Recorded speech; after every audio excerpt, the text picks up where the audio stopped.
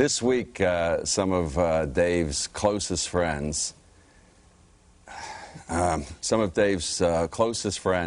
going to be here talking about Dave, what it's like to work with Dave, be on the show, and all of that. And before we get into that, and I introduce who are Dave's first closest friend here, I want to say I do not believe that he had a quintuplet bypass. I think it is a publicity stunt. I think it's working. The ratings are higher than ever since he's not here. And I think the longer he stays away, the better it is for the show. I mean, it's just a good bit, top of the line PR thing. Okay, now, here is really, I'd say, really Dave's closest friend. Would you say, Julia, that you're Dave's closest friend in all the world? Yeah, I would say that, actually. And you, I get the impression that you actually like him? I actually know him and like him. You do? Yes. Seriously? Mm-hmm. Now, you're a marvelous actress, but seriously? You do really like him? I do. The last time, would you please, I mean, we're working here. The last time you were on the show, what was that like? Well, Dave was under the weather because he had a bad tooth and his face was all puffed out on one side. No. It's a bit. You really believe that right now he's had an octuplet bypass? Do you think yes, so? Of you think course so? He Well, had. what would you say if I live in the area near here, and not me, but a very close friend of mine the other night, 4 a.m., doing the Hully Gully at El Segundo. It's a club up in this area. So I know that the tooth, the quadruples, that's a bit. Quad octuple, 4, it's quin it's 5. a bit. The Major. ratings. Major. Watch what happens when he comes back. You asked him out. You asked him out on the air, and then you actually really did ask him out off the air. Is that right? You're so jealous. No, I'm just asking. No, you're crazy jealous. It's just information at this time. Did that happen? Did that happen? I don't want to hurt you. I don't want to hurt you. I mean, I haven't seen you for 11 years. We don't want to say what happened 11 years ago, but look. But there's a reason why you haven't seen me in 11 years. All right. And I think it all comes down to this moment. Go ahead. I was on the show a long time ago when it was someplace else. We don't want to say where. And It's America, though. yeah, Okay. but, you know, Yeah. in BC. Yeah. And so we were someplace else, and we're on the show, and I asked him on the air if he wanted to go out, and then I reiterated when we were off the air so he wouldn't think it was an on-air ploy. All right? Yeah. And You asked him out? yes, I asked him out, and he said he didn't answer me. And then he had one of his people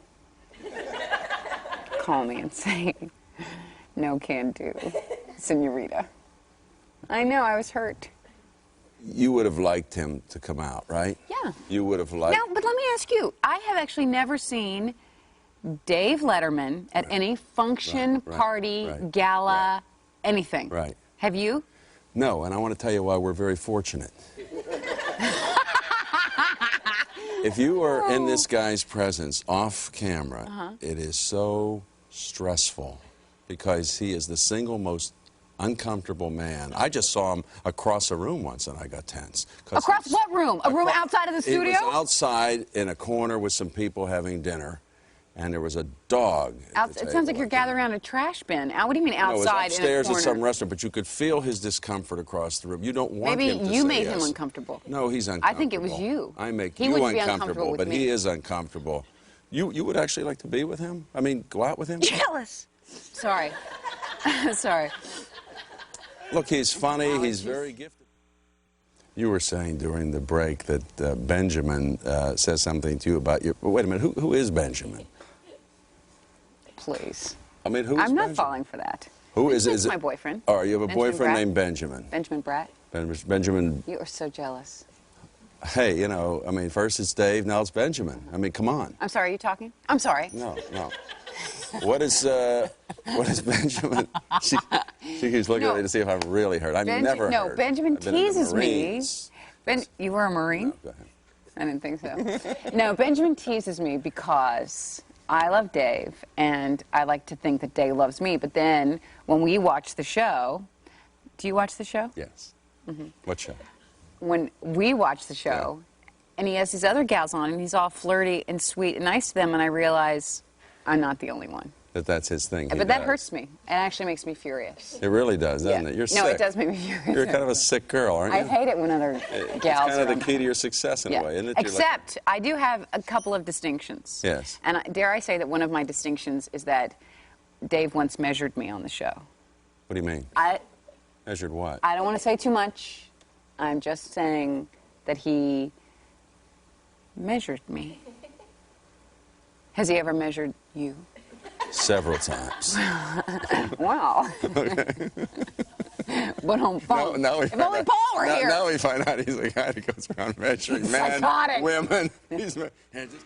Now we see why Dave doesn't go out. I mean, he really doesn't have to go out. He gets all his action Yeah, he here. gets all his action there. Now, let's just assume that you did go out and that you started, maybe something like that actually happened, not on television. It might lead to something else, and there's no question that making love with somebody is not a very hard thing to do. It's what happens after that. That's what he knows, and that's why he's doing it just in public. That's exactly why he didn't go out with you when you were available. No, you know why he didn't go out with me? Yeah. Did you see the socks I was wearing? I have no friends. Like, if I had a friend, wouldn't they say, you know, 86 to socks, right? It was a real Lolita look. It was a schoolgirl thing. All I needed was a lollipop. Yeah. I was going to say sucker, but Dave was there. Yeah. And again, just refresh me. He measured you after the hug?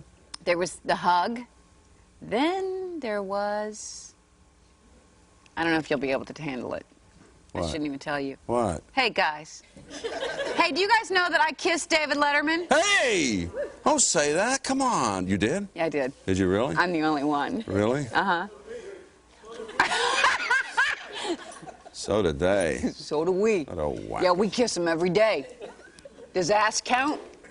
Can you say that on TV? We're not on TV. Oh. We're just trying to make you Anyway, feel no, comfortable. I kissed him. Drew hasn't kissed him. She showed her breasts, but I got the lips. That's all I have to say. How was it? Let me ask you a serious question. Now, you've kissed Dave on camera. You've hugged Dave on camera. I measured Dave on camera. I measured him. He measured me. I measured him. Is it better on camera or off camera to do this kind of stuff? What? If you're going to hug a guy or kiss a guy or measure a guy, Right. is it a more erotic experience on camera or off camera? Or is it an erotic experience at all? Okay. Honestly, answer the question. You're No, going to say it's I'll off answer the camera. question. Don't boss me. Let me tell you something. Yeah. It doesn't matter about the on-camera, off-camera. You're missing the point, which tells me you haven't been hugged properly. It's about the hugger. Not is there a camera or not. It's about the person that you're mashing your body against in a hug. Whether it's on camera or not. Yeah. But what's with the erotic? Like you just went erotic. Like we're on 10th Avenue.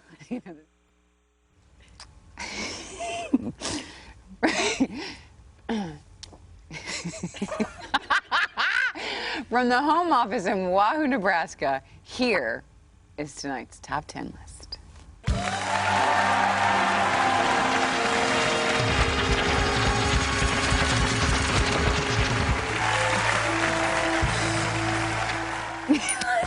Wait. Do it again? You want it to sail or what? I want to do that again. Dave does it better. Okay. I wasn't that Does it have close to to you fly? before. Does it have to fly? Yeah, he does it good. Ready? Okay. Good one. Very good. That's it for Julia, the erotic one, Roberts. And did I do that right? Thank you. Yes. And thank you for having me. On the steps. Dave usually puts me in a chair. You But want to describe me in any way? describe you? Well, I just called you the erotic one. Oh, yes. Thank you. And Backstage, about to come out, is the incredibly erotic Regis Philbin. Regis Philbin. Have you ever hugged or kissed or measured Regis Philbin? No, but we've shaken hands. Yeah, how was that? Very nice, firm grip. Yeah. Well, Regis Philbin will be out here. Maybe he'll measure you. He'll kiss you. You think this is erotic? Watch Regis. Just wait. They don't call him Philbin for nothing. What does that even mean?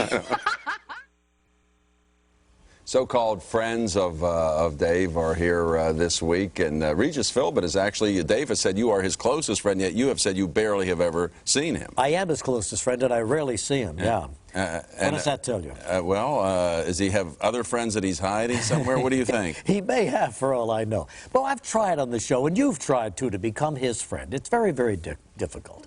I miss the big man when I'm here, and he's not here, don't you? Yeah, it's very sad. You know what I think is, was that sincere enough when I said it's very sad? Should I do that again? All right, let's push ahead. Yeah. You know what I think? I don't think he is sick. I don't think he had I don't think he had a sextuplet bypass. I think it's a publicity stunt. I think it's a brilliant PR. I think the ratings have gone through the roof, even though he's not here. You know, it's not a bad idea. You know, and I think that's it. And even though he did the setup about the angiogram with you, yeah. I saw him at a place called El Monte. You know, he lives up in the area I live. Kidding me. And he was, what's that thing? It's called the Frug or something? Yeah. This is 3 a.m. the other night. And he was out there doing that. So, but you've had in spite of your friendship, you have had some feuds with We've had some falling out from time to time. You know, one time I came here and in the hustle and bustle of the hallway getting to the elevator, everybody saying hello, I guess I didn't look up because there he was and he brushed by me. He said, "Hi, Regis." And I said hi without looking up and never mentioned his name. And the man became very, very upset. Yeah, you told me about that privately, and you really did feel he was upset. Absolutely, and he was upset, believe me. Now, when I went back on the show... But it's worked out now. I mean, I think he was seriously mad, and is it okay now? I think he was hurt a little bit. I really do. But now we're fine. We're the best of friends. Probably going to spend every weekend together, you know, laughing and kibitzing. Yeah. I heard that he called you? He called me. Did he call you? See, I resent that. See, I don't think he didn't call you, did he? No, he didn't. See, I'm the better friend than you. Yeah, you are. It was great. We had a wonderful conversation. Yeah, we'll hear about that soon. Okay. Tomorrow night, you're going to be doing what I'm doing. You're going to be talking to Jerry Seinfeld and Danny DeVito, which I resent. And I also resent that you were the one you talked to David on the phone. Called me collect, but he called. Yeah, didn't call you, huh? I guess not. I guess you didn't want to be depressed. I resent that too. You resent everything. I'm beginning to resent you. See, you're listed in the book, and I'm sure that's why he called you. I've got this on it. Well, what was it like when you talked to him? He sounded great. Up, strong voice. I wouldn't be surprised if he's back sooner than a lot of people think. Really? Yeah, absolutely. Yeah. You did not hear from him. Okay. All righty. Now, I do feel that this is a PR stunt. I don't feel he has had anything wrong, but yet I thought it was brilliant, and I told him, I didn't tell him, I wrote him. Yeah. And I said that the setup for the sextuplet bypass with you about the angiogram, yeah, because you were on the last appearance that he was there, right? Last show, right, yeah. And did you sense what was coming, that a big PR thing was happening? No, I sensed he was, for the first time, deadly serious about something on the show. And you know what? When I saw the show the next night, I guess I said to myself, gee, I didn't realize how serious this was, because he was dead serious. And he was trying to tell me something and still weave in a few jokes to not make it too heavy. And then I got the message as I saw what he was saying that, yeah, he was... And I don't know if he anticipated the extent of what he was going to go through. I thought he was going to have what I had, which was just a simple angioplasty. Oh, you didn't have an octuplet or anything like that? No octuplet, no, just a simple angioplasty. Oh. And I was explaining that to him, thinking he would have the same thing, and was flabbergasted when I read in the paper that he indeed had, what is it? Sextuplet. Sextuplet, yeah. So it came as quite a shock. Yeah. To me, to you, and to all of his fans. Yeah. Do you think something like this, an experience, like you didn't have the octuplet thing, but you did have an angiogram. Yeah. Does it change a person? Do you think he's going to change? I think it will have a modifying effect on him, yeah. I mean, he will realize that he's not immortal, you know, like you are. And so he will take better care of himself. But he runs, he's thin as he can be. Know, what do you want him to do? What do you want him to do other than what he's already doing? I mean, taking care of himself. He gets up in the darkness and runs up and down the highway. And I've told him, there's no need to do that. What do you want him to do? I want him to come and live in my house with me and Joy and be happy for the rest of his life. You'll do anything to bring somebody together with you and Joy, right? Anything to save this situation. I miss the big man, don't you? Yeah. It used to be when you walked in here, you felt the shadow, the ghost of Ed Sullivan. Yeah. Now I have the shadow of the big man here. Yeah, it's sad. It is sad. I think big man, come home where you belong. Yeah, I think all it's going to do for him is give him some octuplet jokes. Okay. So again, tomorrow night you're going to be here talking to Jerry Seinfeld and Danny DeVito. That's the way it should be. Let me ask you something just privately. Yeah. Do you get paid to do this? This? Yeah, you paid? I don't even know. Have you heard? I haven't heard anything. You could use a few bucks around now, wouldn't you? They did get me a sandwich. And that's all you deserve. That's all it's been worth. Well, we've had a ball here, haven't we? I could use a few bucks. I'm always reading about you or talking about getting more money. You never read about me. What are you doing lately? I saved all my money. Where have you been? I'm looking all over the TV for you. I don't see you anymore. Well, I'm going to be starring in 3 new movies, and I'm working with, I can't tell you, it's too big. Too big, all right. Too big. Let's say goodbye to Dave. Dave? Hey, Dave.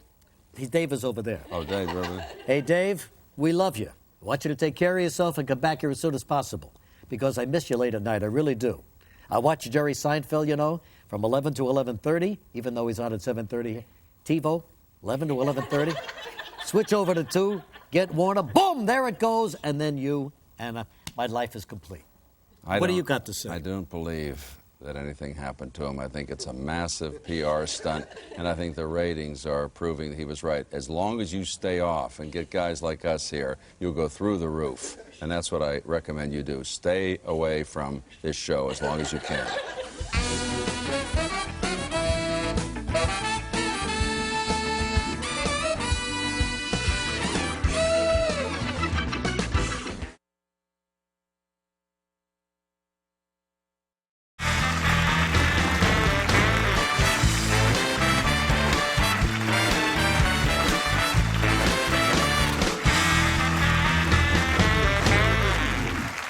For many years, our first guest hosted his own cable television program, but beginning this fall, he's coming to CBS as the new commentator for 60 Minutes 2. Did you know that? I did not know that. That's amazing, isn't it? That's fantastic. That sounds like a pretty good job. That's a prestige gig. Ladies and gentlemen, here he is, the ever-prickly Charles Grodin.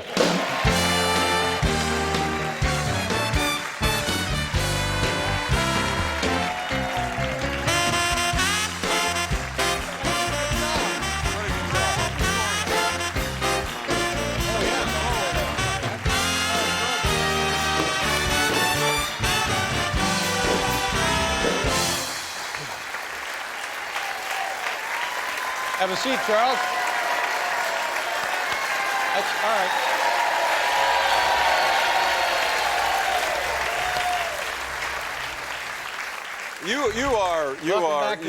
Yeah, thank you. Yeah. You are aware that Al Gore is the vice president of the United States That's of right. America. Yes. You are aware that George W. Bush is the governor What did I say? of the state of screw No, something you're up? just showing such disrespect. Oh.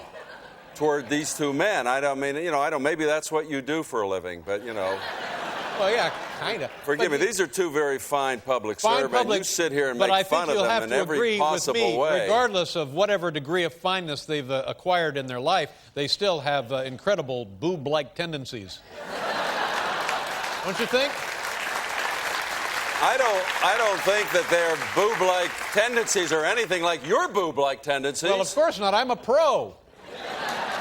Yeah, but it's the vice president. You're criticizing the way he kisses his wife. Well, George W. Bush doesn't want to appear here. It's the best thing I've ever heard about George W. Bush. He doesn't want to appear here.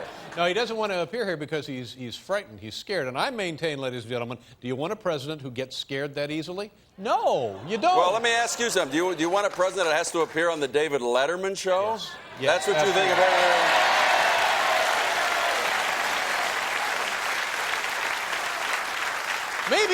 Maybe you don't understand what we're doing. We're having a debate, and one guy will be there, one guy will be there. And this debate will be different from other debates previous or in the future in that there will be a winner. There will be a winner. We are using the highlight scoring system, the Spectacular 7 system. At the end of the evening, we will have a debate winner. And who chooses the winner? Well, it's done by the scoring system. We'll have judges. We're having 3 judges. Who are the judges? I can't reveal their names just Oh, yet. I can't reveal their names. I think Biff will be available that night. That's different. That's different. I didn't understand that Biff was involved. Now, you feel better about it already? I do. I didn't understand that. And it's a legit thing. It's going to be the Monday night before the election. So the whole thing pretty much hinges on this debate right here. That's the way I like it. I like to be in the hot seat, you know? Well, you may be right. It may hinge on, if you could get these two guys here the Monday night before Al it Gore, would hinge on Al this. Gore was in early and wants to come by, in addition to his debate appearance, George Bush, we're getting the runaround. George W. Bush. George W. Bush, we're getting the runaround. He's being just a little,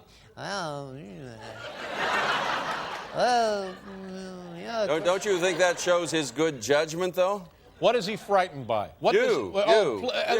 And again, this brings us full circle. Do we want a president, a man in the Oval Office, who's afraid of me? Really? A good point, ain't it? A good point. It's a very good Now, point. listen, Charles, enough about me. Congratulations, this thing coming to CBS. Welcome to CBS, by the you way. Let very me be much. the first to welcome you here.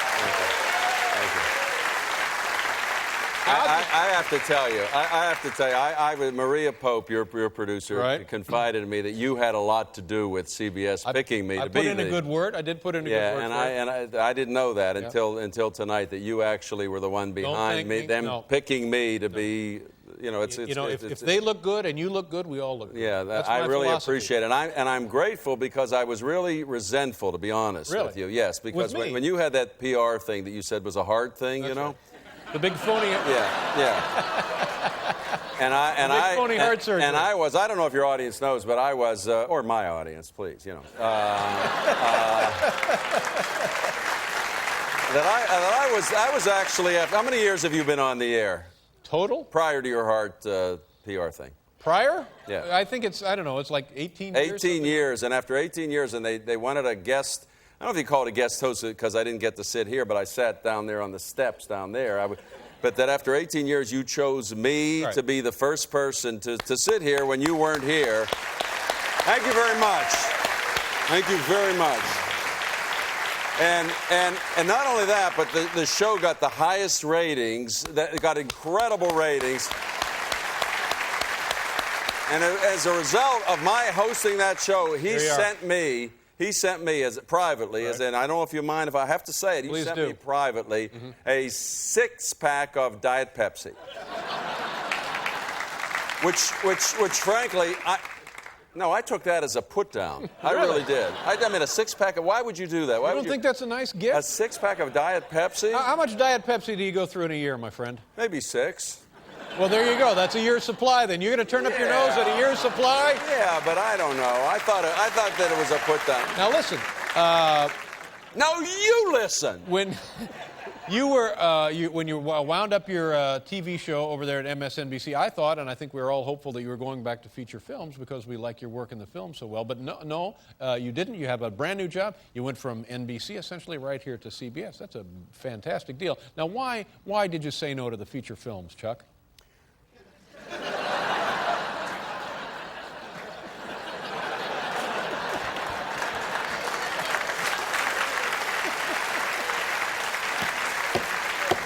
See, I had really hoped. For years, I've been coming out here, and you'd say things like, if you ever want to get a guy, if you got a dog in a movie, get this guy. That was the introduction.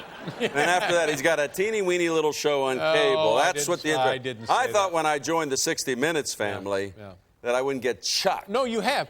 Your stature and my esteem for you has grown here tonight, knowing that you're part of the 60 Minutes family. All right. Now, is there anything, because I've worked at both places. I worked at NBC. I worked here. Is there anything you need to know?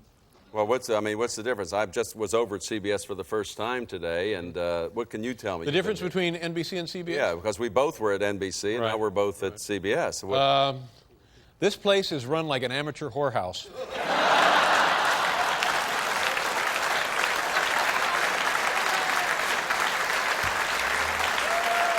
CBS? Yeah. And what about NBC? What would you think? You got to pay through the nose there, my friend. You really do. NBC, it's worse. Now, are you going to be doing Andy Rooney kind of things? Well, Andy Rooney kind of things. Andy Rooney is, he's my role model. I don't do his kind of things. rest his soul. I'm there. He's fabulous. Yeah. He is. And if you take any shots at him, I taking a shot attack. at- It's like NATO. No, I don't- He's, I don't- if you go after him, you go after me. Did you just go after him? No, I just said... Said he was the best. He was the best. I didn't think that's what you said. We'll all That's miss what you him. want to correct that. Maybe you'll fix that in the editing. I don't know what you're talking about. But you do essays, humorous essays. Yeah, at the end of 60 Minutes, That's too, great. the way Andy Rooney has done marvelously for decades on 60 Minutes, that's what I will attempt to do come October on 60 Minutes, too. 60 Minutes 2 is all old stories from 60 Minutes. No, it isn't. See, guys like you are what give America a bad name. You give America. That's why so many people dislike America because of guys like you. You put down the vice president, the governor of Texas was one of our biggest states. Now you put down the 60. Nothing is bigger than 60 Minutes. Nothing is Not bigger. even you, with No, all due sir. respect. Well, I know that for a fact. All right. Yeah. You know, let's get that straight. When 60 can we, Minutes 2 is original stories. When can we and look for your first appearance on the... You personally? Well, the American viewing... The American viewing public. Hey, what are you doing this weekend, by the way? I always like to know what you're doing for the weekend. I'm going to try, because I'm running now to get into shape the way you always do, and I'm trying not to bump into you in the darkness of the morning in the area that we live. That's what I'm trying to do. Are you running a little bit? No. No. No, 60 Minutes 2 will be on October 3rd or 10th. How is your health, 60 by the Minutes way? 2 will be... My health? Yeah. You look like you're in pretty good shape, but you never know.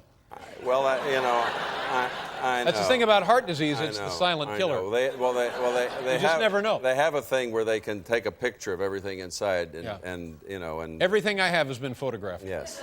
But you ought to think about a little exercise. No, I do. I exercise all the time. What is the regimen? I exercise. Paint the word picture for us. I get up in the morning and I start exercise. What do you do? I just stop before I came out. What do you do? I get on a bike. Bike. I get on the floor. Right. I've got a trainer. I run. I've have a seen trainer? you. I've got a trainer who comes to the house. I've got what a does he do? trainer. What does he do? It's a woman. What does she do? She comes there. She takes my leg and pushes it this way, and takes my arm. Pushes that. So it's right. That's no trainer, my You friend. know.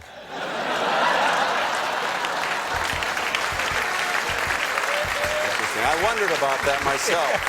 But your wife is wondering about that.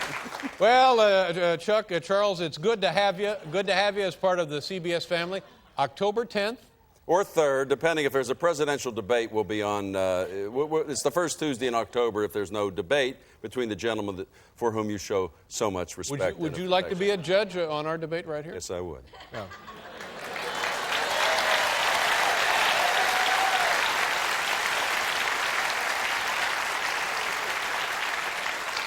I was thinking of those two guys on PBS, Shields and Gigot. You know those guys? Yes, I was thinking, and then having Doris Kearns Goodwin. Biff. And Biff, having them be the judges.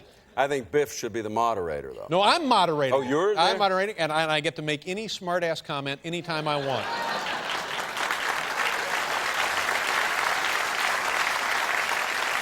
How do you? And you Don feel- Rickles is already booked. Don Rickles will be here. Perfect. He's going to drop his pants and fire a rocket. That's good. That's the kind of distinguished Americana we want. How do you feel, by the way? You seem like you're. I feel all right. I I feel saw pretty you good. before this, and now it's the first time I'm seeing you. What do you think? Pretty Since good, huh? this. I think you look fantastic. Thank you. I think you look do. fantastic You know, as well. I do. All right, he's coming to 60 Minutes too, ladies and gentlemen. Charles Grodin. We'll be right back with the top 10 list.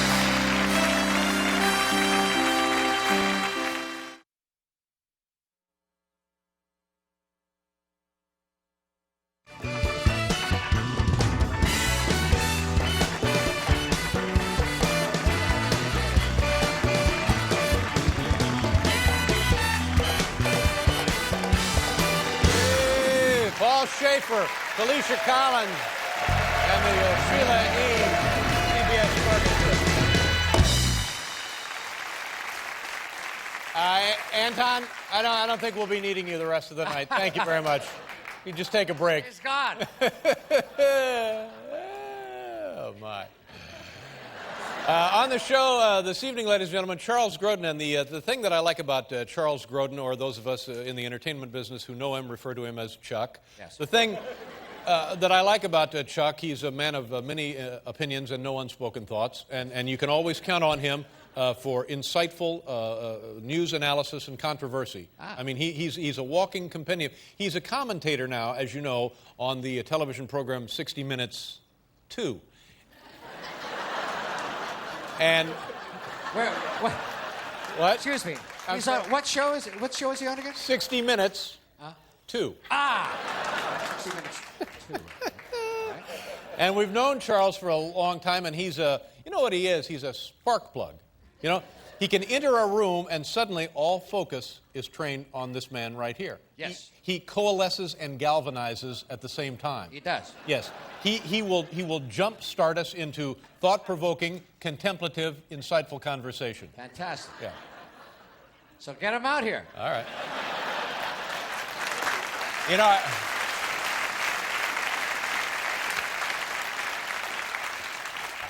I would rather talk to Sheila E. I don't blame you. I don't blame you. I think you want to call an audible?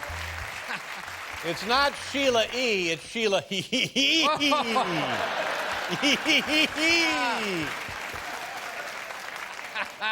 Daddy, the light hurts my eyes. All right, son. Tomorrow we'll phone NASA. And also, your 2000 NASCAR champion, Bobby Labonte, will be out here on the program. Ladies and gentlemen, here is Charles Grodin.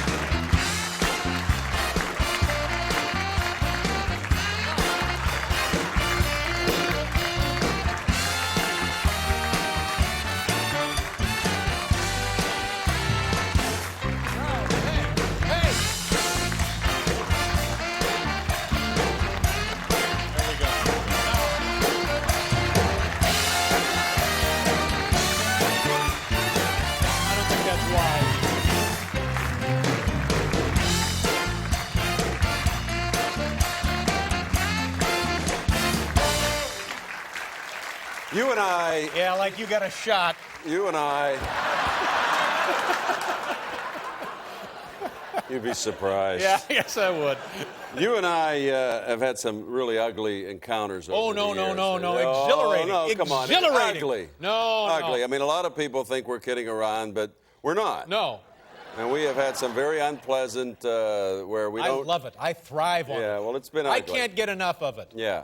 Well, nothing we've done, I don't know, what is it? How long, you've been on here? 18, 19 years. That's right. And I've been with you for 18, not with you. Yeah, you know. but you've been a guest. I've been a guest regularly. And we've had some really we go way back. Ugly, unpleasant stuff. I think it's a healthy, spirited exchange of opinion. Yeah, well, it's nothing like what you just did to me to drag me away from... Oh, well, she's lovely, and a lovely addition to the orchestra. Oh, it's nothing like what's happening with the election. Yeah. It's really, I mean, I'm not kidding. I went into this, I actually did this piece on 60 Minutes. Hey, well, how's that going, by the way? You come on. Was I just talking?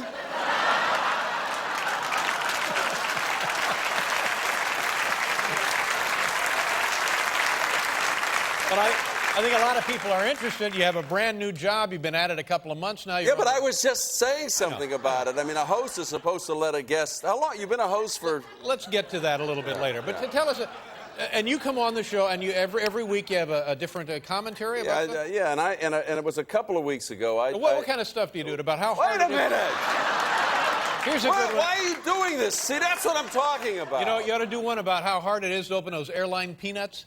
You ought to do one... You always... like that. You should do that, about how hard it is. That would be a good one for you. Well, you know, I saw that joke in your opening monologue one night, and it was great. You know. But seriously, what do you do for the... Seriously, I told a story a couple of weeks ago. We got preempted because, you know, they keep making these announcements, right, sure, these bulletins, these breaking news thing, you know. So we were preempted, but I talked about going into a restaurant in Greenwich, Connecticut. You know where that is? Yeah. And a place that we try to get you to come over the years, you know. I don't recall being invited, but I appreciate it. Well, I don't mean, when I say try to get, I don't mean literally try to get you to come, you know, figuratively. Symbolically. Yeah, symbolically. We talk about getting together for years. God forbid, I know. that would ever happen, because the tension. It'd be awful. You know, if you're not on camera now, with this guy, who would pay believe for me. dinner? Who would pay? Would you pay for the dinner, or would I have to pay for the dinner? Because I don't mind paying for the dinner, and I get the sense that you're the kind of guy that might not pay for the dinner. I'll pay. I don't mind paying. I don't mind paying. Is that the sense you get? Yeah, well. Is that the sense? How much am I being paid to be here right now? I don't know. It's $48. That's right, not much. After 16 years, it used to be $37. So you go to Greenwich. You go to Greenwich now. And it's maitre d' at this restaurant. I don't even want to say the restaurant because I don't want to embarrass the guy. But usually, oh, how are you? You know, because it's They're the happy to election. see you. Yeah. When I say, oh, how are you? I mean, that's what I mean. They're happy to see me. I'm just trying to help. You don't think I'm clear enough of what I'm saying? I'm just trying to help. I'm like See, that's what I'm talking about. No, it's ugly. I'm like a thoughtful hitchhiker. Yeah. I'm just trying to help. You know, if you want to help a guest, wait till he pauses like he's struggling for words. All right, go ahead. How often have you seen me struggle for words? Never. Sometimes I'm thinking. That doesn't mean I'm struggling. Take a pause and you're I'm considering. thinking. Yeah, absolutely. That's fine. It's part of the way people talk. Go right ahead. They don't know like you. Be my guest. Take it away. Okay. And the guy who, and this is, I'm not, this actually happened. And instead of like, oh, how are you, Mr. Grodin? It's great to see you. It was like, he was cold. He was distant. And it was because now that I'm with CBS News, he considers the whole news media, all the networks so, liberal that when they called Florida for Gore, he was so resentful that it was a very ugly situation. And that's what's happening. Anytime you get into anything about this election in any kind of a restaurant or social situation, it's worse than what you and I have had to do. When I suggested you remind me somewhat of Milosevic, remember? Yeah, I do remember that, yeah. And you said it didn't hurt your feelings. No, but, it really didn't. I didn't. Maybe I'm dumb, but you were the most withdrawn host I was for fine. several appearances after that. You said, so the real what's up? hardship of all of this election fallout is that you can't get a decent meal in a restaurant. Is that what you're saying? I'm sickened. I'm stunned that I'm sickened. He threw my shrimp cocktail at me. But who picked up the check that night, honest to God? Was it you? It was Regis. Well, Regis. Oh, now Regis, I know for a fact, is very tight with a buck. This guy. If you got Regis to pay, that's it. Regis, since, the Millionaire Show pays for everything. Is that right? He also makes you guess what he's going to order. We'll be right back with Charles Grodin, ladies and gentlemen.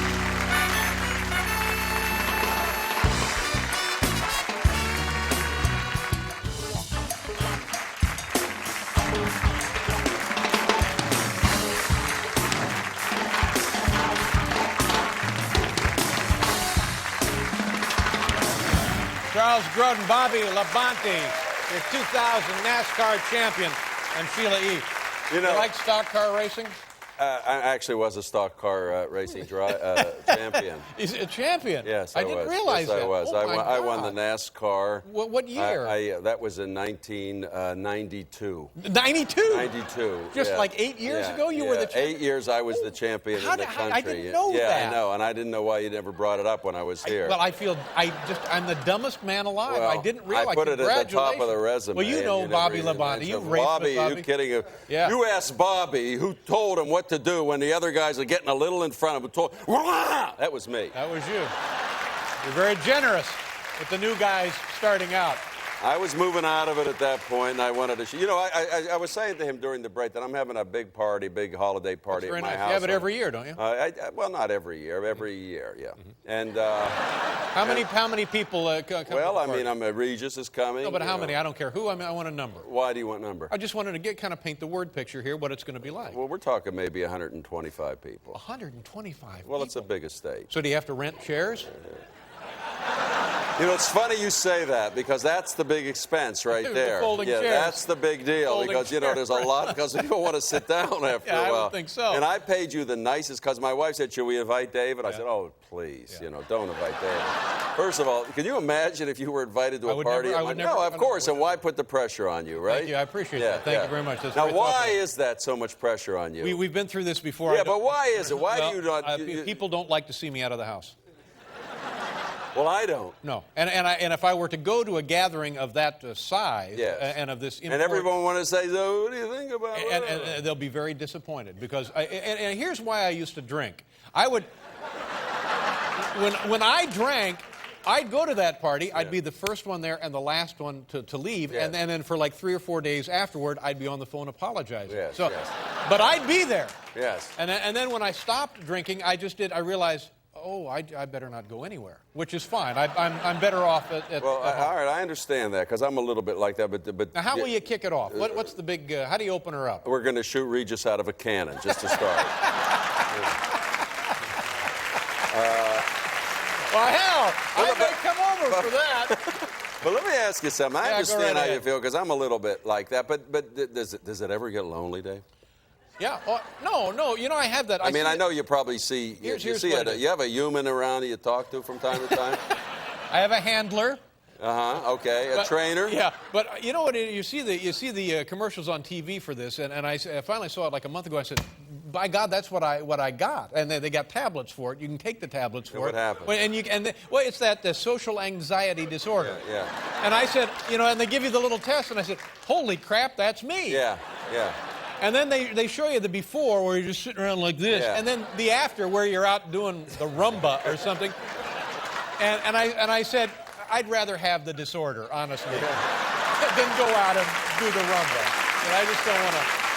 But if you know, in fact, I was saying it before I came out here how much I love to come out here because I know it's like for 10 minutes. If you knew you were going somewhere for 10 minutes, it's different, right? But, Oh, sure, but yeah, not yeah, like yeah. for a whole. I wouldn't want to come here for a whole evening. Is it a sit-down meal? No. You come in Cocktails? anytime you want. You leave anytime you want. You could stay for 10 minutes. This is an open house. It's This an is open an house. an open house. I mean, come on.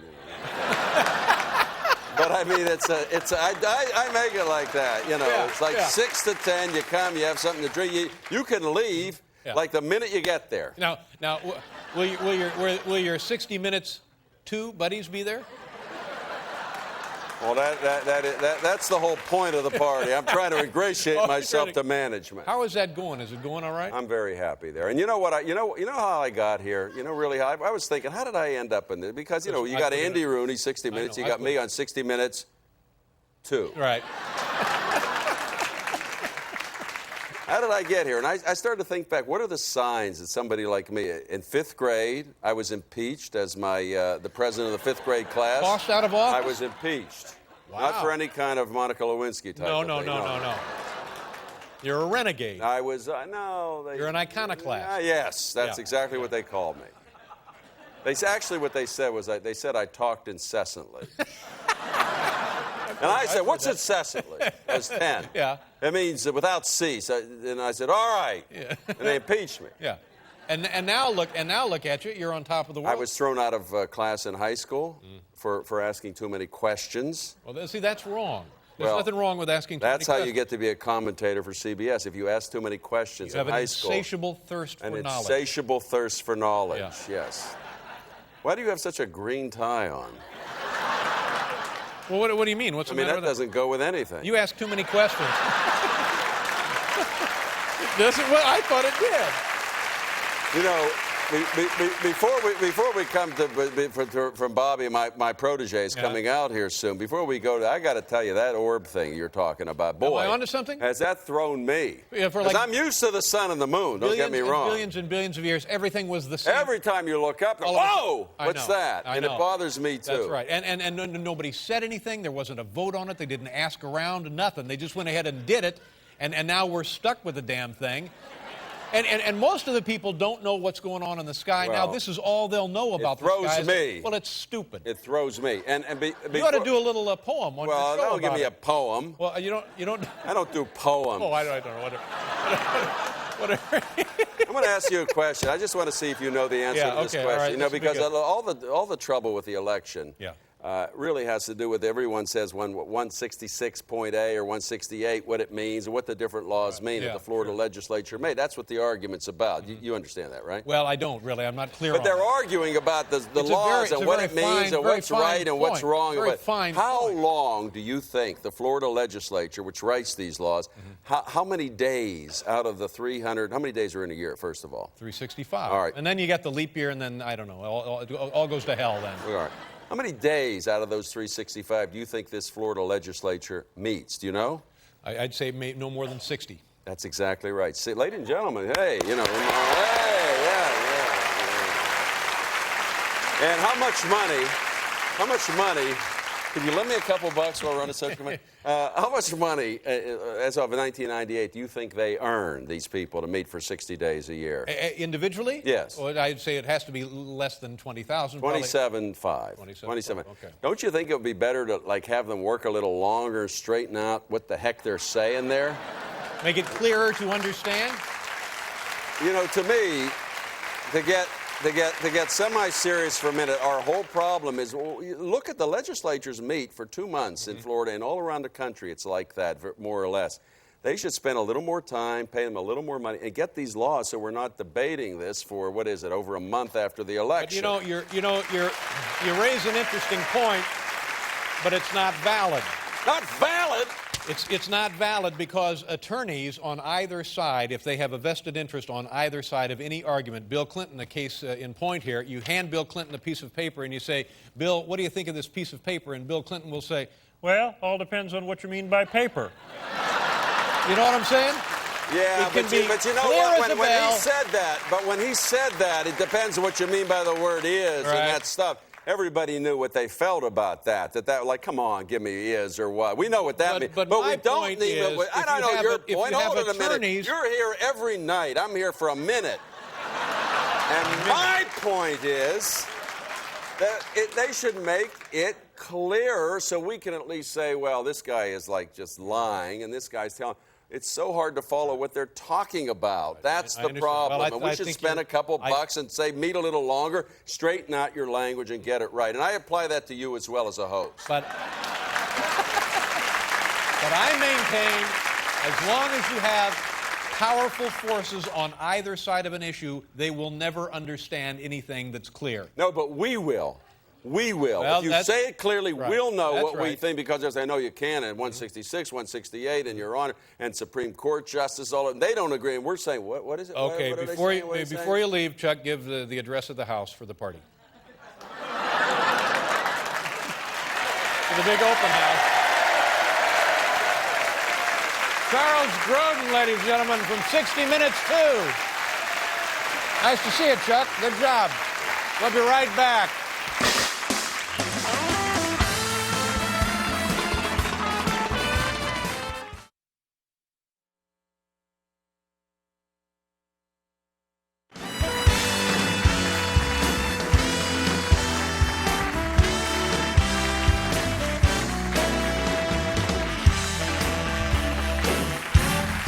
Okay, look at this. We have something from the Auburn University website. It's the Auburn Tigers, not the Auburn War Eagles. Oh. Yeah, so they don't have That's two right. nicknames. It's the Tigers. Their battle cry is War Eagle. Their battle cry. Yeah, and they got like a guy in a War Eagle suit walking around during the game. That's the Okay. confusion. Yeah.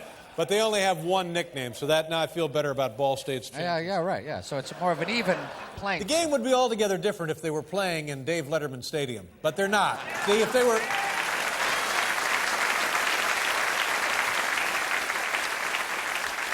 That's a beautiful building. I was there for the groundbreaking of that building. Our first guest is the commentator for 60 Minutes 2 here on CBS. He has also written a new play opening in New York this fall. It's called The Co-op Chronicles. Ladies and gentlemen, here he is, Charles Grodin.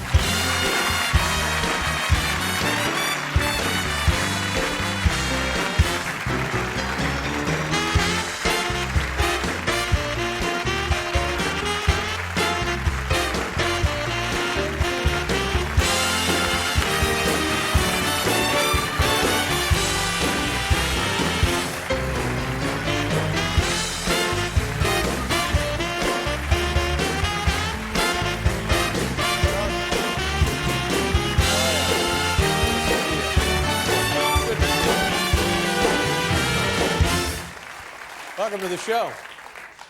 First, I apologize for doing this on television. What's the matter?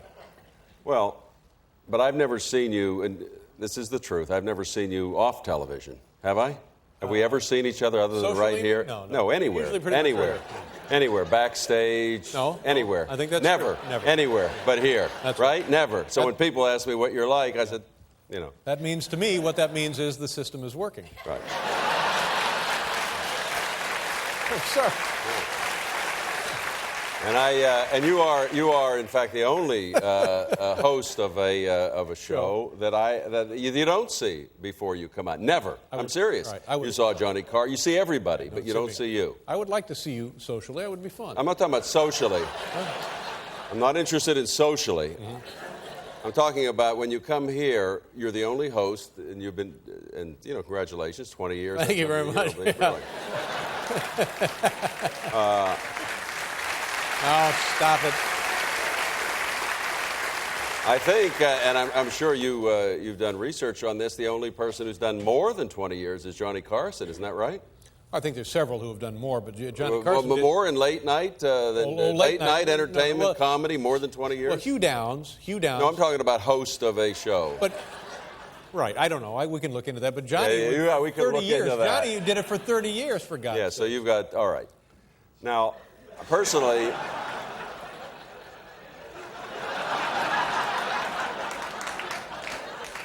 I'm trying to make a point. Yeah.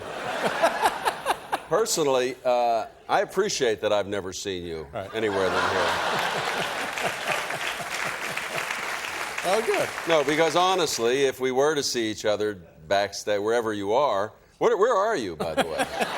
I'm right here. Are you? No, where are you prior to coming out and right here greeting waiting everybody? for you to No, come down. where you are somewhere. Everybody else is out there. Oh, hi, thanks for the event. You are nowhere. Where are you? Are you in a room? Are you in a, where are you? I'm upstairs finishing lunch.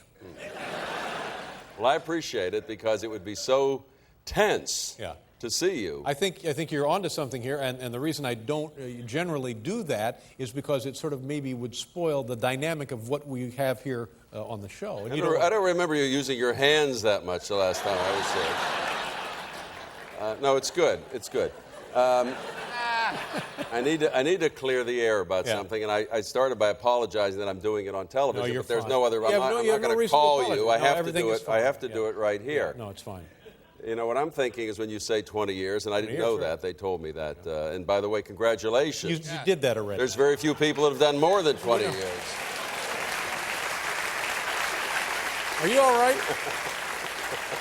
Hey, you know what? Maybe only Johnny Carson. I watch these segments that you do on the 60 Minute, and they're very entertaining. You do the 60 Minutes segments. You ought to do one about the mall walkers. Have you done one about the mall walkers?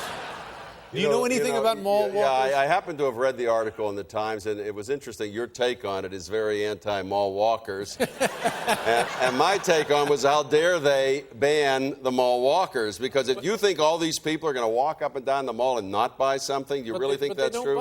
Of course they buy something. They're there early in the morning. Yes, they ask for... They're not open!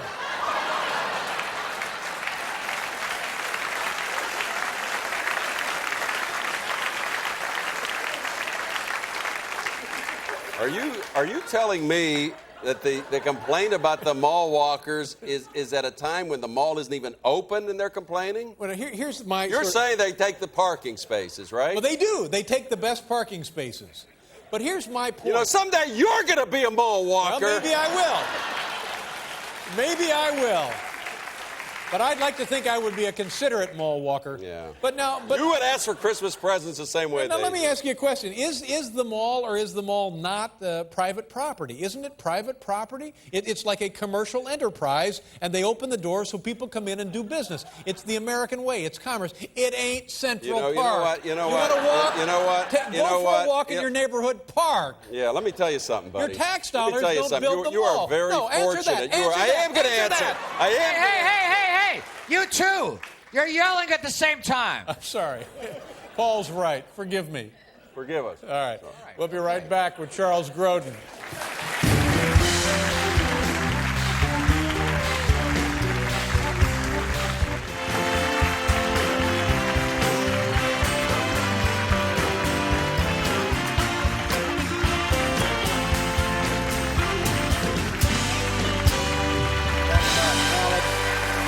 Talk about something else. I still haven't had a chance to clear the air, which is what I wanted to do. As I have to do that before we can feel, relaxed with each other. Comfortable. As you probably know, I was in the movies for a long time. I loved you in the movies. I thought you were fantastic. I think that you were...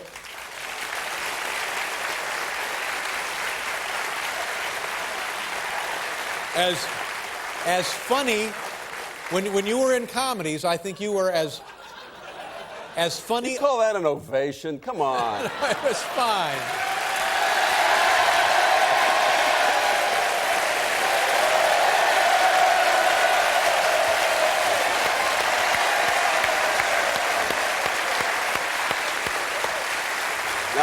I thought you were as funny as leading men have been, and I thought you were as funny or funnier than. All right, never mind about that. But let me just make this point. I would come out for years, and I could have won the Academy Award, and you would have said, if you have a movie with a dog in it, you got to get this guy. I mean, that's the kind of lack of respect that you have. And I let it go because I thought, well, it's kind of funny. Yeah, it is. Right. All right, now, you know what it is. Years go by. I'm not doing that anymore. I go into television. I'm into cable. I come out of cable. I'm hired by whom? CBS. The 60 Minutes, not CBS. Oh, yeah, the 60 Minutes. Minutes organization. Right. 60 Minutes. Yeah. 60 Minutes. Powerful. We're not talking 20 years. No. We're talking 30 years. Yeah, a long All right. time, yeah. So I come out, and I'm, as you mentioned, the commentator on 60 Minutes too. Prestigious position. Thank you. And what he does is he says he's now the commentator on 60 Minutes 2. That's right. Now, that's okay, too. You know, that was funny, and I went Good back. I talked to the gang at 60 Minutes. Yeah, That's funny, and it's good, and it's fine. Yeah. Recently, What happened? Recently, I look in the paper and I see we're on now at 8 o'clock on Wednesday nights. And I look, and who else is on at 8 o'clock on Wednesday? Are you familiar with a show called Ed, ladies and gentlemen? Oh, yeah, Ed. Sure, yeah. Do you know who owns the show, Ed? I don't know. No, I don't. Now it gets a little clearer why you're trying to put me down at 60 Minutes, too, because you and I, baby, are competitors. No, we're not. Competitors. No, we're not. No, I hold you in great esteem. I think you do a fantastic job. And well, then why, and who do you hope wins the time slot at 8 o'clock on Wednesday nights? Oh, geez, that's a tough one. I'd have to go. Well, first of all, we all know. Let's put our cards on the table. You're just waiting for something to happen to Andy Rooney. That's all. And then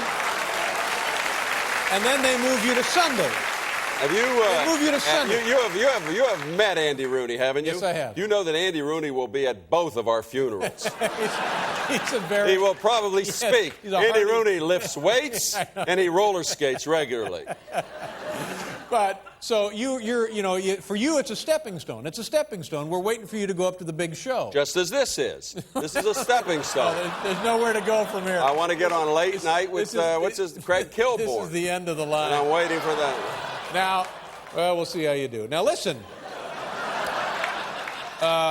Tell me about Regis Philbin and the party, and the birthday party. I'm not going to comment on any kind of a party, but I will tell you this. Did you go to the party? I'm not going to comment. You on weren't the party. invited. Is that what it is? Were you not invited to the party? I was with him. I will be with him tomorrow night, and I was with him last Friday night. Right. We're seeing each other as a couple. Dating? As a couple. You're dating? No. You're dating Regis Philbin? Yes, we are. Wow, that's unbelievable.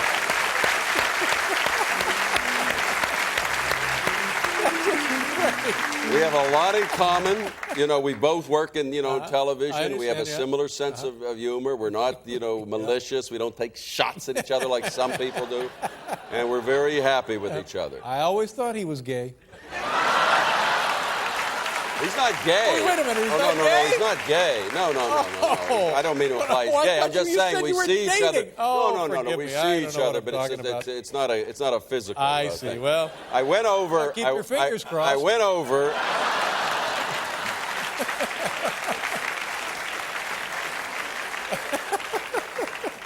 He's a very good-looking fellow. There's a guy who takes care of himself. Yes, he does. Yes, he does. Now, I went over there to bring my gift, a Pontiac. Mm-hmm. Yeah. What? You bought Regis a car? I bought him a Pontiac. Wow. I had an in with some Pontiac dealers. I got a good price. Gave him a Pontiac. While I was over there. Previously owned Pontiac? Yes, it is. Yes, it is. But I went over there, and he showed me what everybody else had sent, and I saw the card from you. And the card, and I'm not making this up, the card said, "Happy birthday, Regis, your friend Dave." That's what it said. Right. Do you have writers that do that for you? Is that something you just thought of on your own? Really? Yeah, I thought of that. He is going to be on next week. Please, I'm trying to talk here. Please. He's going to be on next week, and he has a bone to pick with you. And I'm not going to tell you what it is, but he definitely has a bone to pick with you. What did I do? I cannot, preempt his appearance. Give me a hint. What was it? It's not a sexual thing. Does it have something to do? What was it? What? I It haven't has even something seen him to in a do year. with the fact that we've never seen you in this thing we've been talking about for several years, Right. about the three of us, and we're going to get together. And by the way, I identify with your not wanting to get together with us. Yeah. And the reason for that is you would not take a drink. No, I don't drink. You don't take a drink. In the old days when I was drinking, I'd have this party. I'd go to the You party. do not want to go out with Regis without having a drink. You don't. In a manner of, well, no, that's not exactly accurate. I would never go out. I'm going to see him for dinner. We're going to have ossobuco. We go to a place, we get ossobuco. You know ossobuco? They're like veal shank. Yeah, veal shank. It's a tender thing. We're going to go there, but I would not do this if I didn't drink. If I can't get a drink before I do that, I wouldn't do this. You know why? Well, I know why. I'm not going to tell you. Okay. We have to run along now, but I want to have you come back and talk about the play, the Co-op Chronicles. It's a play that you've written, and it'll be open in September, in the fall. That'll be good. Good to see you again. Charles Grodin, everybody. We'll be right back with Michael Franti and Spearhead.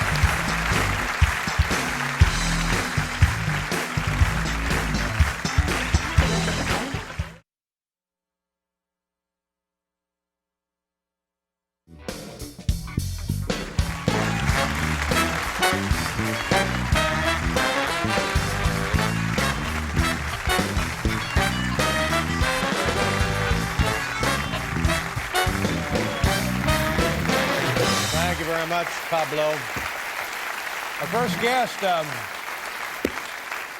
put down the cards. Just put down the cards. Before this guy comes out, I just want to say right off the top here, I don't want any trouble from him. I just hope there's no trouble because we've had a nice week. We're looking at a beautiful holiday weekend. I don't want something ugly or untoward to develop here tonight that will act as a smudge on the good time of all of us. Sure. You understand? Yeah. I don't want to leave here in a foul mood because of trouble from this guy. I understand. All right, okay. Our first guest is a talented actor, a best-selling author, and the commentator for 60 Minutes 2. This is his new book right here entitled I Liked It Better When You're Funny. I like it better. See, now there's going to be trouble over that. Here he is, ladies and gentlemen, our good friend Charles Grodin.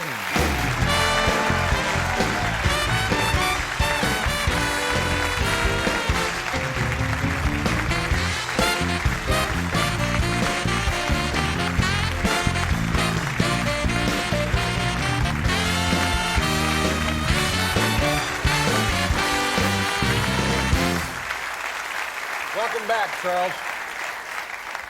So Mike Friday Piazza. night- Yeah, Mike Piazza is a friend of mine. that's good. He's a good friend of mine, and he is more of a male than you put together. The me put together. What do you mean me? Well, I was trying to think of somebody else, but I don't need anybody. remember More my of a name. male than you put together. I'm not going to do that because you're a pretty butch yourself. Aren't you sweet? He is, and I know him, and I've known him for years, Well, and that's nice- believe me, nice of you to say I those go things after, about it. he's there. I'm sorry, you do what? Nothing. What did you say? I didn't say anything. What did you say? I mean, if there are any women around, don't even attempt to talk Oh, to is them. that If right? Mike is there. Is That's what he- I'm. That's oh, what okay. I'm talking about. Okay. Have you ever met Mike? Yeah, I And think. yet you sit here and you besmirch his character. No, and I think I met him when he actually was with the Dodgers before they traded him to before the Mets got him. did he ever want to kiss you? Yes. He wanted to kiss me.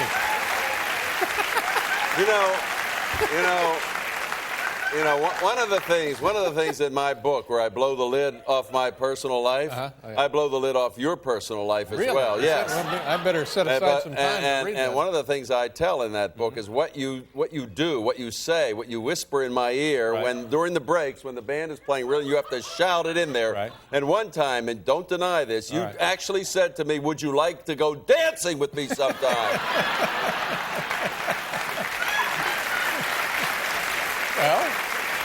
Is that true? Is that true? Was that a joke? Was that a joke, or did you mean it? Tell him where we went. It was right after your surgery, actually. You wanted to get out into the swing again, and we did the Hully Gully in a local place. Hully Gully. You know. Now, I just something occurs to me, Chuck. Do you mind if I call you Chuck? I do mind. Yeah. You don't care for Chuck? I mind if you call me Chuck. Oh, I see. It seems like it's been quite a while since we've had you on the program, and I just want to clear the air. I hope there's no hard feelings, no trouble, no problems, no... You know, I thought you would say that.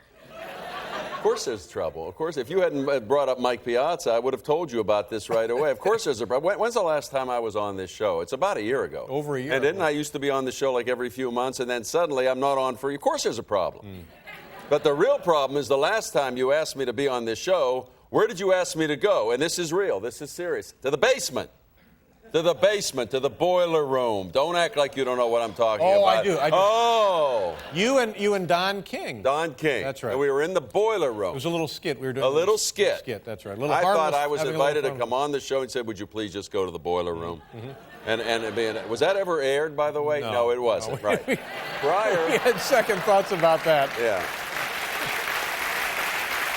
And you vouch for me, because you could say if I'm making this up. Prior to that, I was also invited. I got what you call a formal invitation. It was to be lowered, not making it up, from the ceiling in a chair to come down here to start like a little anecdote. And then this was for ratings week, instant ratings. Do you remember this? Do you know anything about this? No, it didn't ring a bell. Verify this. Is Maria over there? You're Maria, gonna get it verified. is this true? You're in the wrong room. Lower from the ceiling into the chair. Say, I remember when I was ready. Boom, up to the ceiling Right. again. Well, what happened there? What was the problem? I refused. Oh, no.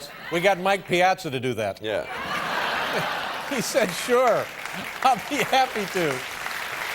So in other words, the last two times I've been invited to be on this show, one time I was in the basement, and the other time, which I did not accept, it was coming down from the ceiling. I'm so happy you're here tonight. Are you? Yeah. Let's talk about how are things going over there at 60 Minutes 2? You know, You know what they call it? They call it 62. They do. 60 Minutes 2, they call it 62. You know, That's what the kids call it, 62. I have just begun renegotiation. I finished good 2 luck. years and we renegotiated. And I for saw you. how much they pay you. And I decided to hold out. Which is what I'm doing. I'm trying to get, not your money, but close to your money. In fact, if I can't get your money, I'm going to ask you to maybe kick in toward my money. Subsidize the deal? You'd like to see me on television, don't you? I think you're an asset to this network. That's what I'm talking about. Yes. It's just a couple of minutes a week, but if you could kick in, if they don't feel they can come up with it. How do you get along with the producers over there? Do they like what you're doing? Do you ever have any trouble getting your ideas approved for the show? No, I don't, Dave. I approve everything. That's why I like to go there. See, when I go over there, I'm on television. I talk to the audience, and there's counting everybody around there. It's only 50 million people. What is your audience, Dave? By the way, I forgot to ask. About 54, 55. 54, 55. Now, do people know? No, they don't. Do They people think know they know, but they don't. They're grooming Charles Grodin to be the next Andy Rooney, and you will. When he, God forbid, breaks a hip or whatever. Then they move you to Sunday, right? They must have said that to you. Haven't they said that to you? Quietly. My understanding is that Andy Rooney has already been booked to speak at our funerals. Oh yeah, he's in pretty good shape. Pretty good shape. So I wouldn't be so quick to get rid of Andy Rooney. Andy Rooney gets up at 5:30 every morning and drives to work. What time do you get up and actually drive to work? Well, 5:30. In all honesty, I'm just getting in.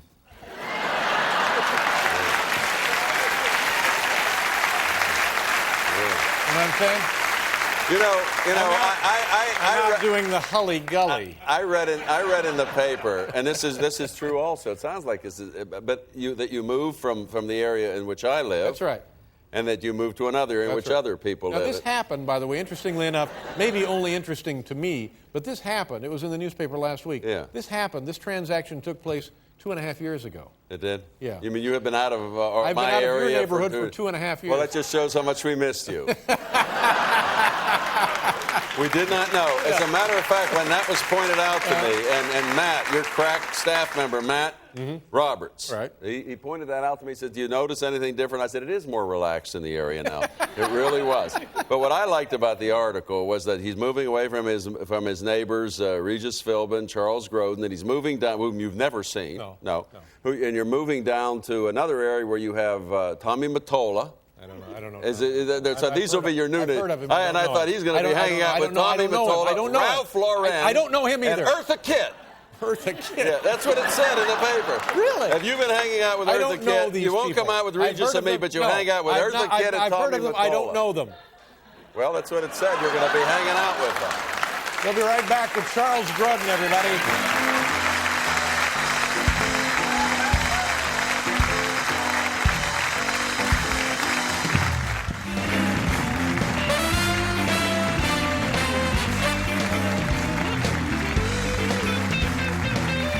Charles Grodin, everybody. The book is entitled "I Like It Better When You're Funny." You've written 5 books. You've lived a nice full life. You got a lot of things on your mind, and you put them down in books. And that's you know what I liked was that when you were a movie star, an actor, you made some great movies. You remember that Heartbreak Kid movie? Oh my God, was that good! And then a lot of other. The one you made with Robert De Niro. That was a great movie also. What was the name of that one? What's the matter? I'm trying to remember the name of the movie. What was it? It was like a buddy film. You guys were handcuffed together running around. And Midnight Run. Midnight Run, that's right. Thank you.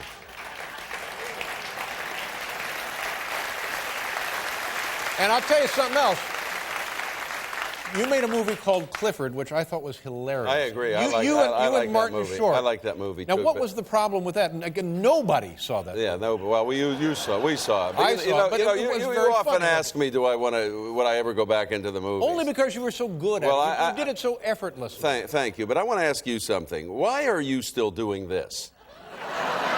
No, really, no, seriously. I mean, you're a man that likes to be alone more than I do, right? I really don't like, this is the only place I've been. I can't even remember when I've left the house before, until tonight, when I came here. In other words, I don't do the movies because I don't want to go somewhere for 10, 12, 14 hours. And you're good, too. And you're good, too. But you come out of the house, and you come here for many hours every day. Wouldn't you rather just be alone and walk around your property? Well, you know... Wouldn't you? Aren't you more comfortable? What is your goal in life? To be richer than you are? To be more famous than you are? Why are you still doing this? Well, Why? Many nights, for example, like tonight, I do feel as though I'm alone. Yeah, but what about...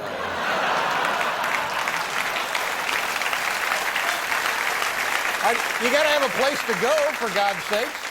Is that the reason? Well, yeah, you want to have a place like a to go. local hardware store you could I'm just worried. I talked about this the other night. You know, every now and then on the local news, you see a report about the retired guy who takes the lawn chair down to the intersection and waves at cars. Yeah. You know. Nothing wrong with that. Traffic jams, not bad news for Larry. You would rather come here. I don't want to be that guy. All right, but there's a lot of people here. Have you noticed that? Well, yeah, these are all my friends. It's all right. All right. Yeah. But now... If somebody came to you with just a custom-written script, a lovely part, would you consider, if they said, we can shoot this in your backyard, would you do it? Yeah, if they did it in your backyard. They won't do that. Somebody said that. They were going to build a studio near my house if I would do that. But they said they were so excited. I was sitting in their office, and they said, we will do that. We will build a facility. You never have to leave your house. What are some excuse me. Yeah. We're so excited that you're here. We'll do everything. We'll convert space to... But I'm just going to make a point here. I think the guy went crazy, lifted me on his shoulder. He never called me again. But now, seriously, name some other movies that we liked that you were in. Name some other movies that we liked that you were in. What is this? What is this? Bitter. I don't think you should do that. Another I'm annoying, on 60 Minutes. It's another annoying mannerism. You can't do that but to seriously, a gentleman of my stature. How about some other movies we enjoyed? Come on, it's not right. I've named 3. Now you name a few. Well, there Seems Like Old Times with Goldie Hawn. Oh, yeah. Was that the first Chevy Chase Goldie Hawn movie? No, the first one was Foul Play. Let's talk about Chevy more. All right. I mean, why waste time? I'm here to sell a book, and we're talking about Chevy Chase. I think you brought him up. But now some other movies that we might have enjoyed. Cabin Boy. Oh, that was your movie. Sorry. wasn't really my but you were movie. so good in that. I was in Cabin Boy. Were you in that? Yeah. No, you're good. I You're enjoyed good. it. I You're liked good. being in You're Cabin good. Boy, and I said if they were going to make Cabin Boy 2, I'd be in that one too. Yeah, no. Can I show you this letter? What do you got there? A letter I got from you in October. Can you read that? Read it aloud for the audience. Dear Charles, you have been one of our special guests during the 20-year period we have been on the air. Your friend Dave. That's great.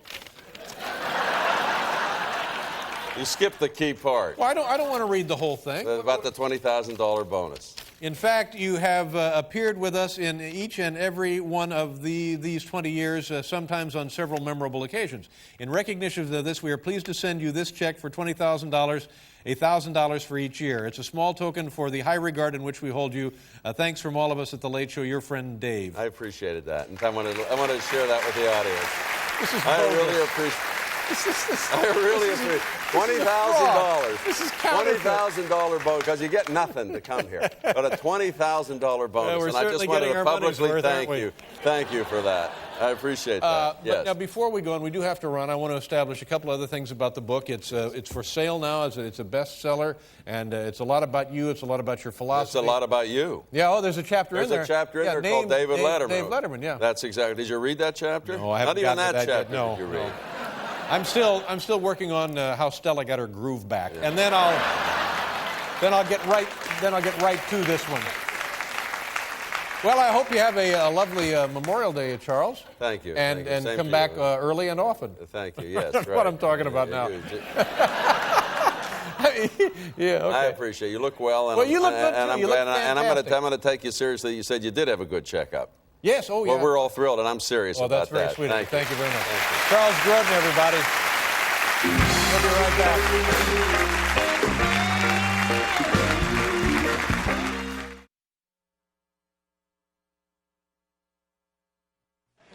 So now here's what happens. Paul and I did the show over at NBC, and then Paul got fired, and we came over here. Yeah. And then Jay Leno wanted to do his show at 10 p.m., so he moves his show to 10 p.m. And then Conan, who used to do our show, Yes. He says, I have a little buddy named Jimmy Fallon. I'm going to give him my show. So he left him that show, and then he did Jay's old show at 11:30. And then over the weekend, it's all scrambled. All of a sudden, nothing's going on. It's haywire. There's so much confusion at our old network, and I worry about those folks over there because we got a lot of old friends over Yes. there. And they're in trouble. As a matter of fact, here, I'll show you how much trouble they're in at NBC. We have a feed, a special feed. This is what is on the air right now. Right now, because of all of this chaos, this is what's on the air right now at NBC. Take a look.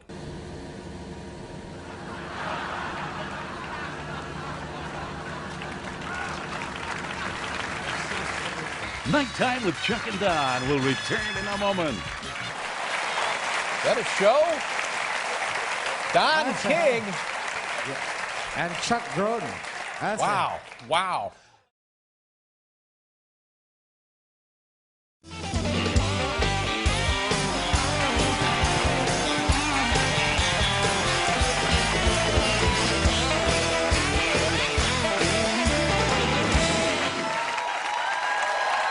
Okay, everybody. Big hitting for the big guy tonight. And our first guest is a fine actor, funny man, commentator, talk show host, and great talk show guest, and a good friend of mine, too. Ladies and gentlemen, please welcome Charles Grodin.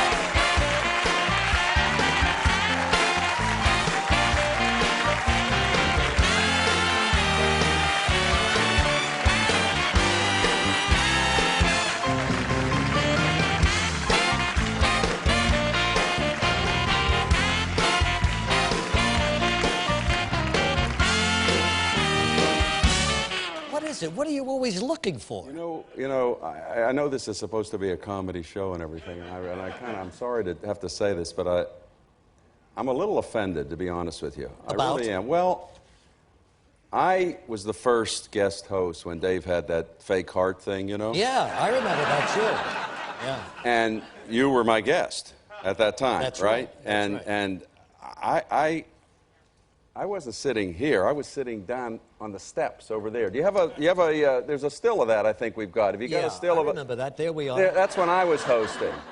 That's when I was hosting. Look I was how down happy on the I am steps. you're hosting. Yeah, but But now, I mean, why are you behind the desk and I was on the steps? Because that's the way it worked out. No, really. I mean, that's not right. Did you want to be a guest host? No, it just makes me feel a little bad. I mean, he had this hard thing. I came in at the last minute, and they put me down there. Well, I did that too. I was like on the floor down there.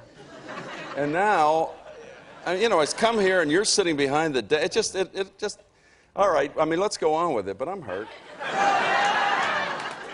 Chuck, please. And what does he have anyway? Does he have what is this, an eye what? What, he couldn't put a patch on? Come on, it's show business. You go on. You should put the patch on. You put the patch on, you get out here. You know, I was in the city already. You know how much I love to come to New York. I was in the city today. I was all the way home, and I get a call, what? This afternoon to come in and do this and with to me. do this. I was already home. I said, I hope you're you're not home. I'm home, and I come back in, and then I find out that I'm up here with you. I know. But you know what? Here's what we should. We're doing this for Dave. Look at it that way. We're doing it for Dave. That decided he didn't want me behind the desk. It was Dave that wanted me down there on the steps down below down there. But if this They condition, didn't even have any lights down there. But if this condition lingers, then maybe you'll get your turn. Well, that's okay. You know, we have tried. Chuck and I have been on a campaign. If you watch this show, you know how we have badgered him to have dinner with us. For many years, for And 10 not years. once. But now the man, you understand, is ill. He's in bed. He can't get out. Tomorrow morning, you and I go have brunch with him at his place. After you gave him the bath. Yeah. You're coming back. I gave the big boy a bath. But you know the real And reason. he is a big boy, I'll tell you that. And I'm serious about that. I'm sorry. Go ahead, Chuck. Geez, you know, what kind of a show is this? You know, I'm like a family man. I have children. You have children. I know what, you know. I really know, and you know, we're kidding here, but I'm really serious. Why do you think in all these years, you've been on so many times, I've been on, we've both been on 20 years with him, why do you think he's chosen not to have dinner with us? He has, right? That's a good question. And I think I know the reason. Yeah, let's hear it. He doesn't drink, right? Doesn't drink. Would you have dinner with me? You think I'd have dinner with you if we couldn't have a drink? I'm serious. Yeah. I wouldn't. You wouldn't? I wouldn't. Why? I wouldn't have dinner with you or anyone else. You need that drink. You need that drink to loosen up, don't you? To come out and to have dinner with you. And the last time I was having dinner with you, you had, I hope I'm not invading your privacy here, but you had what your wife referred to as a lady's drink. Is that true? You're right. She's beginning to call it a girly What drink. is it? It's a kind of a new drink for me. What is it? It's like a little toothpick in it with a strawberry and... No, there's no toothpick, but it's called a cosmopolitan. And it's pink, and there's a little fruit in it. That's what I'm talking about. Yeah, okay. Now what? This is after you give the big guy a bath. Now you're having a ladies' drink. Oh, my I don't know. God. I'm getting a little uncomfortable with you. Listen, let's talk about you. What's going on with you? Have you left 60 Minutes? I've left 60 Minutes, too. I try to get on 60 Minutes. I thought Andy was going to retire, and he didn't, so Yeah. no. You know, I'm not exactly a guy that, well, you know this. I mean, I've been needled by you for years. And I don't like a tremendous amount of input. It's a great show. It's a great broadcast. Obviously, they don't need me to say that. And the guy in charge is great. But there is, when you do commentary on a network, it's not like host chat, where nobody's going to vet your host chat, right? Does anybody look over your host chat? We don't even know what we're going to say. Well, that's what I'm talking about. But when you do commentary on the network, 60 Minutes, 60 Minutes 2, they want to know what you're going to say. There's some, Andy gets it, everybody gets it, and you know me. You know, for a 2-minute thing, I don't want to talk about it a lot, to be honest with you. But they have to know what you're They going to talk about. They do. They have to know, and what are you going to do, and what are you going to... And I'm not, that's not... Remember when you first started, the guy came to you before you started your host chat? I think you were in San Diego or someplace. The guy suggested, before he did his host chat, they said, we want to give you some time to talk to the audience. How about a minute? Right? Right? This was when I came to New York after doing it so many years. Oh, Yes. after you'd established He gave me yourself. 30 seconds. They wanted 30 seconds just to get everything you had to say that happened the night before. 30 Couldn't do it. seconds, you know. Yeah. So, you know, I mean, you don't want a lot of input when you're doing your thing. So and did that's you have it. a fight with them and you walked out? Did you storm out? No, they're great. Because I know you. You No, know, I stormed out, I came back. You've given up acting, which I thought was, everybody missed you as an actor. Well- and then you went into talk show. You had a hot show over at CNBC, and now all of a sudden you're a news commentator, and now you left that. Well, What's next? Well, what are you going to do next? Well, You know, after the two Beethoven movies, there was a... There was a third and a fourth, and they were big hits. You want a piece of the fifth? No, the third and fourth. Here's what happened. After the second Beethoven movie, I felt for the third one we didn't really need the dog.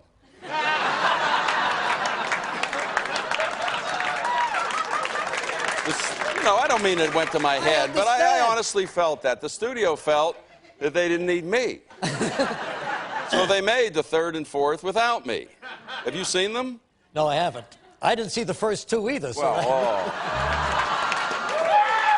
Let me tell you something about it. Because we're talking about Beethoven's fifth, because that would be, That's coming because I might go back and if they could do a movie in my area.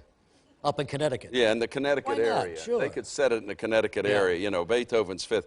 But, I want to tell you something that very few people know this. I haven't even told you this privately, but I think it's time to say it. Let's hear it. In the original script, Beethoven was a cat. No kidding. He was a cat.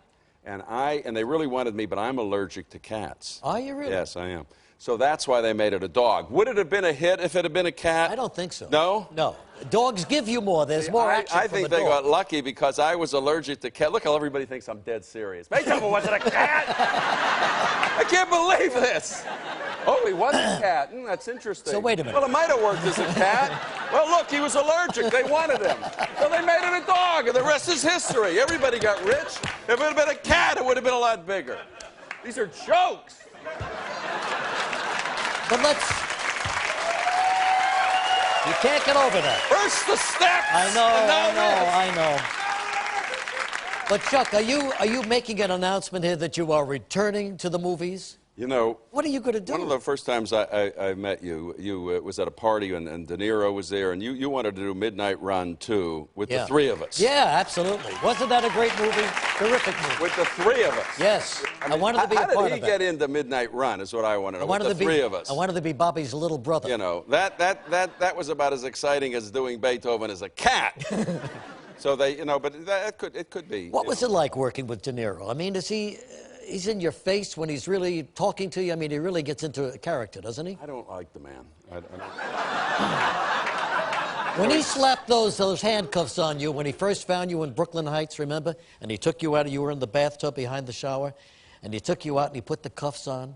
He really put them on. Let me tell you what actually happened. I don't know if I ever told you this story. This was the first night that we worked together. It's in Brooklyn Heights. It's late at night, and he's taking me out, and I have my hands cuffed behind my back. And I say to the director, being who I am, somebody who really likes to make things as easy as possible, I say, why don't I just hold my hands behind my back, because it's dark, the camera's here, nobody's going to see that I don't have steel handcuffs on or anything. And, the director said, well, why don't you just put on plastic cups so we know that it's, the angle is right. I said, all right, so the angle is right. Okay, fine. You can see why I'm not at 60 Minutes 2 anymore.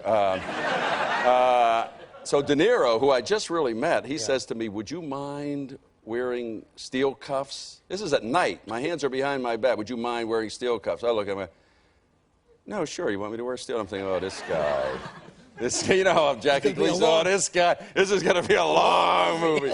No, we got along great. He's a nice... But he put him on, and when he put him on, he gave him He put him on, he gives you everything he has, and then we actually became friends. All right, so you're returning to the movies? Yeah, if it can be in this area. These days? I'm writing a series for CBS, but it's real. I can't talk about it. It's top secret. Is it a comedy series? I'm not at liberty to... You know what I think? I don't think Dave has got an eye thing any more than I thought he had. Because when he had the heart thing, in our area, he was out at 3 a.m. doing the Hully Gully. He was seen. So you know where I think he is? Where? I think he's consulting on the war effort. I really think they brought he's him a very in. We're hearing patriotic from a guy. lot of celebrities. Yeah. And he's not going to get out front and say his film. But I happen to know he's good friends with Dick Cheney. And he's in there huddling right. He doesn't have an eye. He'll come back like, oh, thank you, my eye's better. But, that's not... Well, let's hope he gets back real soon, okay? And if he doesn't, you're the guy here. No, I couldn't do that. There's not enough money to get me to do it. How much money is there? What do you get for doing something like this? $100,000. No, that's the going rate. One night, $100,000. Ask Dave when you see him. That's what the seat costs. I see him. I've never seen him. I've only seen him out here. That's I've true. never We seen have the man in my never life. seen I've this never guy. seen him. Only in this seat. Well, you're doing a great job. You know, when you came out and sang tonight. What'd you think? I thought it was great. I said you? to Jimmy, who's our mutual agent up Yeah. there, I says, only somebody like you could get away with that, honestly. Wait a minute. Well, I don't know. I mean that as a compliment. I really mean that as a compliment. Chuck Grodin, everybody, right here. He's coming back to the movies, and we'll be back with Susan Lucci.